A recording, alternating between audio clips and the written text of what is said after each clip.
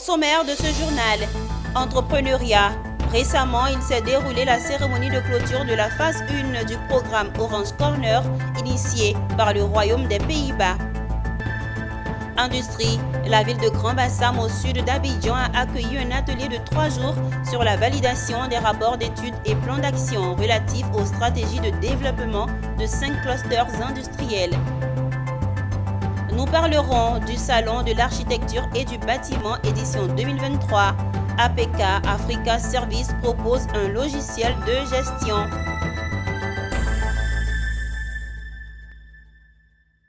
Madame, Monsieur, heureuse de vous retrouver pour l'actualité sur Business 24 Africa. Il s'est tenu récemment la cérémonie de clôture de la première phase du programme Orange Corner initié par le Royaume des Pays-Bas. Un programme qui vise à former et accompagner des jeunes entrepreneurs ivoiriens innovants dans divers domaines d'activité. Suivez la cérémonie de clôture avec nos reporters Ami Korobara et Ezekiel Seri. Initié en 2019 par l'ambassade du Royaume des Pays-Bas, Orange Corner s'est engagé à soutenir le développement des jeunes entrepreneurs à travers une assistance technique comprenant des formations, des partages d'expériences et un accès privilégié au marché. Pour les initiateurs et les partenaires du projet, la phase 1 est un succès au vu des résultats et de l'engouement des jeunes entrepreneurs. Je crois qu'il y a déjà de bons résultats, où il y avait déjà 100-500 entrepreneurs qui ont fait le programme de Orange Corner de 10 mois. Le bilan est très positif. Le programme, il a vraiment prouvé en fait les jeunes Ivoiriens avaient un fort potentiel d'innovation. Tout d'abord, le programme c'est pour des jeunes. Donc on recherche vraiment, l'idée c'est de pouvoir booster, supporter des entrepreneurs qui ont des idées à fort potentiel. Donc des jeunes entre 18 et 35 ans. Et surtout qui ont une idée qui va créer de l'impact, qui est innovante, qui va vraiment transformer un secteur. Après 4 années d'implémentation, Orange Corners Côte d'Ivoire a octroyé un financement dépassant les 400 millions de francs CFA à 160 jeunes entrepreneurs. Parmi eux, Marie-Ange Eounou, un entrepreneur évoluant dans le domaine de la nutrition infantile qui ne cache pas sa joie. Je dis que Orange Corners m'a tout donné, c'est ma famille de cœur. C'est grâce à Orange Corners qu'aujourd'hui j'arrive à rafler les prix comme le prix Castel 2022. Mon chiffre d'affaires a augmenté, mon nombre de commandes a augmenté. Par exemple, on pouvait passer de 40 à 70 commandes par jour. Parmi les 160 bénéficiaires de la phase 1 du programme Orange Corners, 40 ont reçu des certificats de fin de formation. Poursuivons avec une note d'industrie. La ville de Grand Bassam, située au sud d'Abidjan, a accueilli un atelier de 3 jours. Il s'agit de l'atelier de validation des projets d'études et plans d'action relatifs aux stratégies de développement de 5 clusters industriels. Cet atelier a réuni les acteurs étatiques, les organisations professionnelles du secteur privé, les partenaires au développement, les fêtières des entreprises industrielles opérant dans les 5 clusters industriels prioritaires. Le commentaire de Mondésir Nascimento. Les acteurs étatiques, les organisations professionnelles du secteur privé, les partenaires au développement, les fêtières des entreprises industrielles opérant dans l'industrie pharmaceutique, l'agro-industrie, la chimie et la plasturgie et les matériaux de construction se sont retrouvés à Grand Bassam. 3 jours durant, ils procéderont à la validation des rapports d'études et plans d'action relatifs aux stratégies de développement de 5 clusters industriels. Le directeur de l'industrie à l'ouverture de la cérémonie a félicité sa tutelle et les cabinets ayant piloté ces travaux qui seront objets d'examen à Grand Bassam. Au terme de leur mission, les cabinets d'études nous ont proposé des stratégies de développement des 5 clusters industriels assorties de plans d'action dont la validation permettra au gouvernement et au secteur privé de disposer d'une feuille de route cohérente pour accompagner plus efficacement le développement de ces clusters industriels. L'atelier qui nous occupera durant ces 3 jours vise donc à examiner et valider ces orientations stratégiques et plans d'action en vue de leur adoption par le gouvernement. Le ministre du Commerce et de l'Industrie, Souleymane Diarra Souba, chef d'orchestre de cette stratégie de promotion et de développement du secteur industriel ivoirien, a invité les participants à des échanges francs afin de parvenir à des conclusions probantes. Le présent atelier, dont la cérémonie d'ouverture nous réunit ce jour, vise donc à présenter à toutes les parties prenantes les principales conclusions issues de ces études en vue de leur appropriation. Il s'agira donc pour les participants de passer en revue, avec la facilitation des experts des différents cabinets, les stratégies et l'ensemble des mesures proposées dans le plan d'action en vue de leur validation. Il est vivement attendu de cet atelier la validation de l'état des lieux des différents clusters industriels, le benchmarking des stratégies de développement pour chaque cluster et la validation de la stratégie et le plan d'action pour le développement de chaque cluster industriel. L'Académie régionale des sciences et techniques de la mer a accueilli du 4 au 15 décembre 2023 un séminaire de formation des formateurs sur l'utilisation de la plateforme Yaris ou encore Yaoundé Architecture Régionale Information Système est un système d'information reliant 150 centres maritimes des 19 pays du Golfe de Guinée. Un outil devenu indispensable dans la lutte contre la criminalité maritime. Ce séminaire organisé par l'Institut de sécurité maritime interrégionale ISMI a refermé ses portes. Le récit de Philippe Zabo. L'ISMI monte en puissance par l'élargissement de son éventail de formation et sa qualité. Ceci au détriment de la criminalité maritime. La maîtrise de l'outil Yaris est un ajout à la lutte contre la piraterie maritime, car l'efficacité d'une stratégie globale de sécurisation repose sur des hommes bien formés et maîtrisant les outils techniques dont ils disposent. Les États que nous représentons ne restent pas en arrière, c'est-à-dire qu'ils anticipent, mais nous aussi, nous essayons d'avoir toujours une longueur d'avance.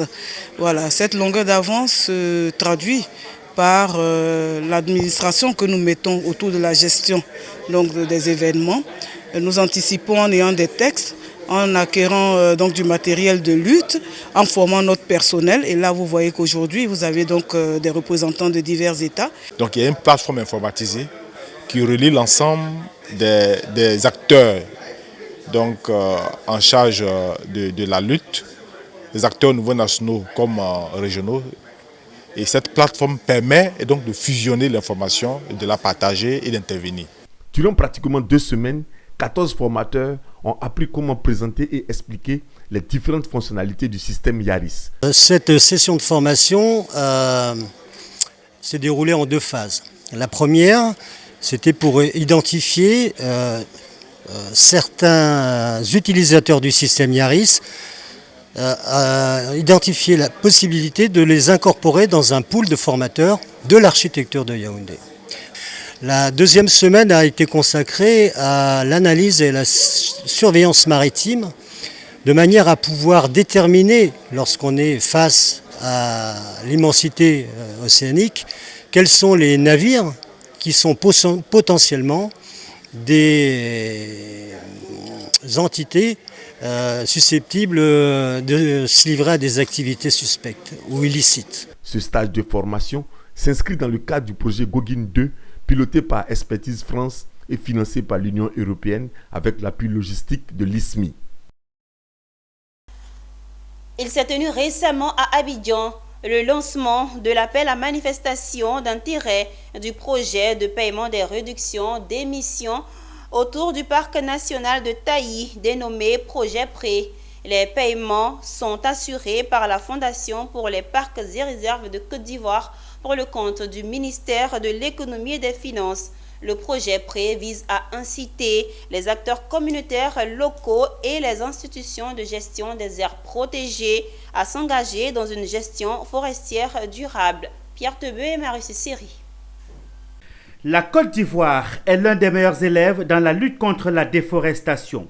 Le pays a fait mieux dans l'intensification agricole et l'agroforesterie, dans la gestion forestière durable et la conservation des parcs nationaux, réserves et des forêts classées, le boisement, le reboisement et restauration des terres et des forêts dégradées. Depuis plusieurs décennies, grâce aux initiatives de l'État avec l'appui des partenaires, le pays a réussi à enregistrer des millions de tonnes de CO2 de réduction d'émissions issues de la mise en œuvre de l'activité du projet autour du parc national de Taï grâce à la stratégie nationale RED+. Les montants perçus devront être distribués entre les parties prenantes qui ont consenti des efforts pour réduire ces émissions et cela suivant le plan de partage des bénéfices qui a été convenu d'accord parties. Procéder au recensement des bénéficiaires potentiels du projet selon un appel à manifestation d'intérêt. Le projet de paiement des réductions d'émissions autour du parc national de Taï, prêt, selon le plan de partage, va permettre de redistribuer près de 35 millions de dollars américains sur la période de 2024 à 2025. Une fois qu'on a vérifié que vous avez effectivement réalisé les activités qu'il faut et que vous avez droit à ce montant-là, ce montant peut vous être viré par virement bancaire lorsque vous avez un compte. Maintenant, la grosse partie des bénéficiaires, la grande partie, est constituée donc de bénéficiaires qui, pour la plupart, ne disposeront pas forcément de compte bancaire. Le paiement se fasse, il faut que l'on puisse appliquer la grille du partage des bénéfices qui a été conçue et adoptée par le gouvernement de Côte d'Ivoire et également en cours d'approbation par le Fonds carbone. Le projet prend en compte deux catégories de bénéficiaires. Les bénéficiaires directs que sont les coopératives, les producteurs individuels, les producteurs de cacao agroforestiers, les associations et ONG et les bénéficiaires indirects. Le rendez-vous des acteurs du bâtiment Archibat doit sa réussite à l'un de ses partenaires clés. Il s'agit de l'entreprise APK Africa Service, spécialisée dans la distribution et la conception du matériel informatique qui accompagne ce forum depuis quelques années. À l'origine des casques VR à Archibat, grâce auxquels les participants peuvent visualiser les concepts des promoteurs immobiliers. APK Africa Service a marqué sa présence à l'édition 2023 de Archibat avec un logiciel de gestion conçu pour les professionnels du bâtiment. Je vous propose d'écouter le directeur général Kwame Ange-Patrick Kofi. Nous sommes en notre deuxième participation. Il faut dire déjà que nous sommes en notre deuxième participation pour le salon d'Archibat. Nous étions là en 2021 avec l'innovation des casques VR. Aujourd'hui, nous sommes bien contents de voir tous les stands qui utilisent des casques VR pour présenter leur maison à leurs clients. Cette année, nous venons encore avec une autre innovation qui est l'intégration des solutions. Nous montons des logiciels sur mesure pour la gestion d'entreprises immobilières. Il faut dire déjà que APK Africa Service est leader dans la vente de matériel pour architectes, c'est-à-dire les gamers, les workstations qui servent aux architectes pour l'utilisation de leurs logiciels, tels que Viré, Lumion, SketchUp et autres. Mais sur Archibat cette année, au-delà de nos ordinateurs gamers que nous présentons, nous voulons présenter d'autres logiciels. Nous présentons un logiciel de gestion pour une société immobilière. Nous présentons aussi un autre pan de... Nous présentons encore une autre innovation qui est la virtualisation des sites. La virtualisation des sites, des terrains, des sites pour les aménageurs fonciers et aussi pour les sociétés immobilières qui vendent des terrains. Nous avons aussi la virtualisation des différentes maisons, des maisons pour les sociétés immobilières, leur permettant ici d'être plus efficaces et de dépenser moins en argent et en carburant pour les présentations des différents sites et des différents programmes immobiliers. L'Institut national polytechnique Houphouët-Boigny s'apprête à ouvrir un chapitre novateur dans le domaine des sciences du numérique. Sous l'égide du ministère de l'Enseignement supérieur et de la Recherche scientifique, l'Institut a annoncé un atelier d'envergure dédié à la réflexion sur la création du Centre de recherche et d'innovation en sciences du numérique et ses applications. Un événement attendu réunissant des sommités, des chercheurs et des acteurs majeurs du secteur pour dessiner le contour d'une ère prometteuse dans la recherche scientifique ivoirienne. Diane Cablancan pour le compte rendu. L'Institut national polytechnique Félix Houphouët-Boigny, INPHB, prend l'initiative de stimuler la réflexion et l'innovation en sciences du numérique avec un atelier de 2 jours. Cet événement, placé sous le parrainage du ministre de l'Enseignement supérieur et de la Recherche scientifique, vise à explorer les contours de la création du Centre de recherche et d'innovation en sciences du numérique et ses applications, CRISNA. Alors donc cette structure aura pour vocation de faire de la recherche au niveau des grands programmes de l'État, c'est-à-dire le programme national de développement. Cet événement s'annonce comme une occasion unique de rassembler des experts, des chercheurs, des étudiants et des acteurs du secteur numérique pour débattre des enjeux et des opportunités liées à la création du CRISNA. Bien que plusieurs défis restent à relever, les participants auront donc l'occasion d'échanger des idées novatrices, de discuter des applications concrètes des sciences du numérique. L'enjeu aujourd'hui pour peut-être ce centre-là, c'est de pouvoir faire certaines prévisions à travers des données que nous allons pouvoir recevoir et sur la base de ces données-là, mettre peut-être une intelligence derrière à l'effet de prévoir peut-être les éventuels changements climatiques et s'adapter également. Il serait vraiment nécessaire que, vu les différentes technologies émergentes, ouvrent différentes opportunités. En mettant l'accent sur la collaboration entre les universités, les institutions de recherche et les entreprises du secteur, l'atelier vient favoriser un écosystème dynamique propice à l'émergence de solutions innovantes et à la promotion de l'excellence dans le domaine des sciences du numérique. La traditionnelle cérémonie annuelle de remise de diplôme de l'Université méthodiste de Côte d'Ivoire s'est tenue récemment à Abidjan. Pour cette session de décembre 2023, ce sont plus de 377 étudiants qui ont reçu leur diplôme de licence et master, composant désormais la promotion Dr Edokossi Amenouvé du nom du directeur général de la BRVM. Suivez le compte-rendu de Konena Nourgo.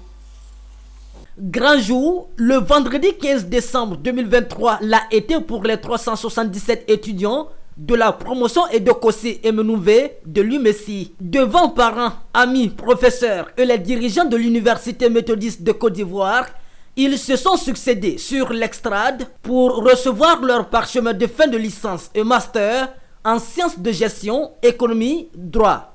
En tout, 327 étudiants de la licence et 50 du master ont ainsi décroché leur diplôme. Au départ, on avait voulu abandonner, mais on a tenu le coup et on y est arrivé. Mais la lutte n'est pas encore terminée. On a encore des années devant nous. Et on espère qu'on aura la même force pour pouvoir aller de l'avant. Je suis vraiment heureuse parce que ça a vraiment été difficile.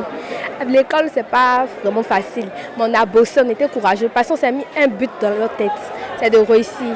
Désormais érigée en institution, cette cérémonie annuelle de diplomation est l'occasion pour la direction de l'UMESI de réitérer son engagement aux parents d'étudiants, celui d'offrir une formation de qualité à leur progéniture. C'est un mouvement qui permet l'émulation pour les étudiants. Ceux qui viennent doivent prendre exemple sur ceux qui les ont dévancés et c'est une façon pour nous d'inviter au travail. Car l'Université méthodiste de Côte d'Ivoire est une université excellente. Elle prône l'excellence, est toujours à la tête et non à la queue. Ce qu'on peut leur dire, c'est d'être des modèles.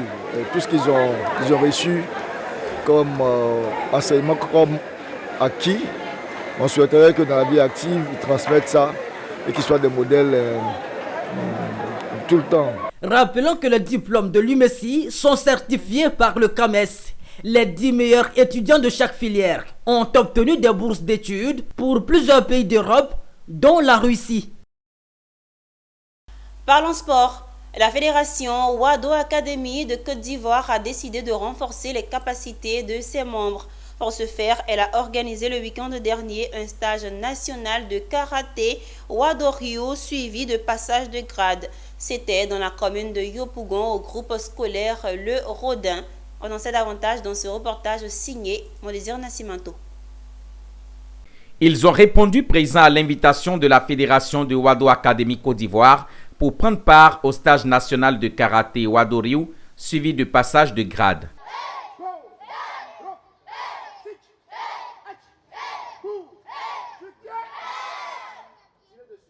C'est donc permettre aux enfants d'évaluer leurs connaissances apprises depuis janvier 2023 et passer en revue le programme ou le calendrier d'activité que nous allons faire pour 2024. Aujourd'hui, nous nous retrouvons, c'est pour donner donc une base à ces enfants et depuis un an, apprenaient beaucoup de choses. Donc, cette base-là va constituer donc une évaluation. Toutes les catégories étaient concernées. Au niveau des enfants, le stage a porté sur la formation de base, qui est le socle de toute progression.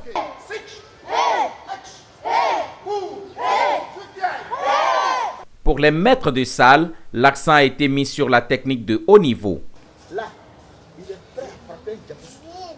Le temps qu'il va frapper un diaposou, il est parti là. Est-ce que vous voyez la technique? Avec les filles que nous avons actuellement, il y a une bonne évolution, mais nous n'avons pas assez de filles. Voilà. Donc il y a un manque de filles. Nous faisons donc la promotion du genre au Wadoyo. Au niveau de Boaké, le karaté se porte à merveille. Tout va bien, les techniques sont travaillées. Et nous, les maîtres de Boaké, on s'arrange à être toujours à les formations pour pouvoir élever toujours le niveau des élèves de Boaké. Le Wado-Ryu est considéré comme ayant été le tout premier style spécifiquement japonais de karaté. Wado-Ryu signifie école de la voie de la paix ou encore école de la voie de l'harmonie. Son premier responsable en Côte d'Ivoire, Maître Félix Elakwa, a été récemment reconduit à la tête de la Fédération Wado Academy Côte d'Ivoire. C'était le 2 décembre dernier à Gagnoa. Rendons-nous à San Pedro et intéressons-nous aux activités des frigoristes. Récemment, le président local de la section de l'Union nationale des techniciens professionnels du froid de Côte d'Ivoire a été installé. C'était à la salle de mariage de la ville balnéaire. Une investiture couplée de l'organisation d'un atelier de renforcement de capacité des techniciens de froid. Reportage Abel Kwao, commentaire Konena Norgo. Voici le nouveau président de l'Union des techniciens professionnels du froid de San Pedro. Son nom, Ali Ouattara Abdoulaye. Officiellement installé ce jour, c'est à lui que revient désormais la tâche de conduire la politique de professionnalisation des frigoristes de la ville balnéaire. Je suis très ravi et je salue aussi mes compatriotes, mes présidents, mon bureau qui constitue le froid à San Pedro ici. Je les remercie. Juste après l'investiture du nouveau président, les frigoristes de San Pedro ont eu droit à 2 jours de renforcement de leur capacité au cours d'un atelier. Une formation qui s'est voulue pratique. Elle a été consacrée à la présentation des outils de travail et leurs fonctionnalités, la méthode de travail, l'attitude ou comportement professionnel à adopter, la manipulation de l'outillage et les travaux pratiques. Nous partons très satisfaits de cette rencontre, surtout qui nous permet de découvrir le monde du froid et surtout permettre également aux autorités que nous sommes d'apporter notre appui institutionnel aux professionnels du froid. Yacinthe Assiyapo, chef de division à la préfecture, représentant le préfet de région, préfet du département de San Pedro, a invité tous les travailleurs du secteur du froid à rejoindre cette union, car selon lui, c'est en étant unis qu'on va loin et qu'on peut bénéficier des appuis financiers.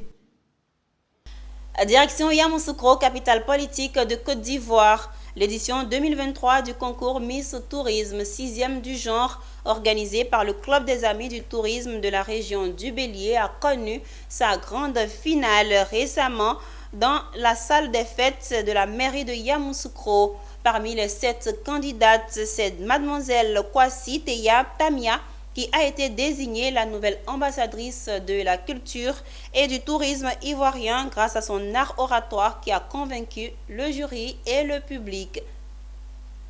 Organisé pour vendre les atouts touristiques des différentes régions de la Côte d'Ivoire, ce concours initié par le Club des Amis du Tourisme de la région du Bélier a connu son apothéose récemment à la salle de la mairie de Yamoussoukro. Contrairement aux éditions passées, cette 6e édition a enregistré en finale des candidatures issues du milieu universitaire. Nous sommes donc bel et bien à la 6e édition du concours Miss Tourisme Côte d'Ivoire et tout à l'heure, nous allons assister à la prestation de nos filles. Il faut dire que cette année, le niveau est bon parce que toutes les candidates ont un niveau universitaire. Du beau spectacle, il y en a eu car le public est venu nombreux et les candidates ont su vendre la destination Côte d'Ivoire à travers leur beauté, la danse et l'art oratoire. Kwasi Teya Temia a été la plus convaincante et a remporté le choix du jury. La candidate numéro 7.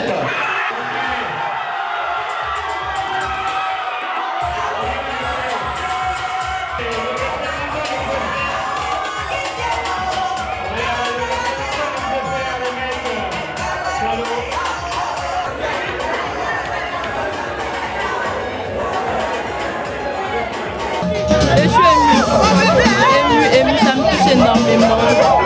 Merci à toutes ces personnes-là qui m'ont soutenu, merci à tout le monde, à mes frères, à mes soeurs.